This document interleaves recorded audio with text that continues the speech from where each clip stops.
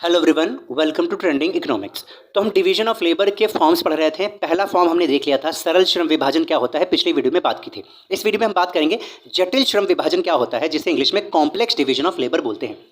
देखिए, जब किसी उत्पादन कार्य को एक से अनेक भागों में विभाजित कर दिया जाता है और विभाजित भाग को भी व्यक्तियों या व्यक्तियों के समूह में बांट दिया जाता है, तो इसे ही जटिल श्रम विभाजन यानी कॉम्प्लेक्स डिवीजन ऑफ लेबर कहा जाता है। मान लीजिए आपको एक वस्तु बनानी है, तो उस वस्तु को बनाने में हमने 5 समूह बना दिए।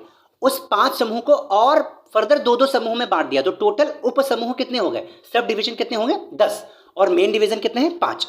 ये बात आपको समझ में आ रही होगी। अब हम उदाहरण लेते हैं।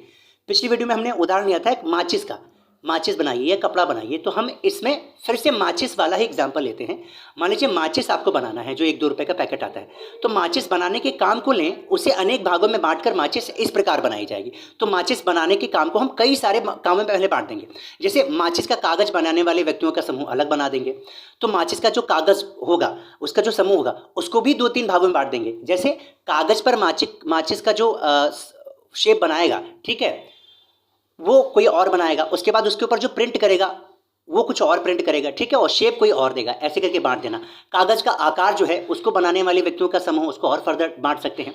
माचिस के ऊपर जो सल्फर लगता है, तो मान लीजिए सल्फर लगाने वाले का समूह बना दिया, ठीक है, और सल्फर बनाने वाले का समूह बना दिया, ठीक है, और सल्फर लाने वाले का समूह बना दिया। फर्दर हमने उसको डिवाइड कर दिया। माचिस की तीलियां बनाने वाले व्यक्तियों का समूह, तो तीलियां कोई और बनाएगा। फिर तीलियां तो लकड़ी की बनती हैं, लकड़ी कोई और लाएगा, ठीक है, उसको फिनिशिंग कोई और करेगा।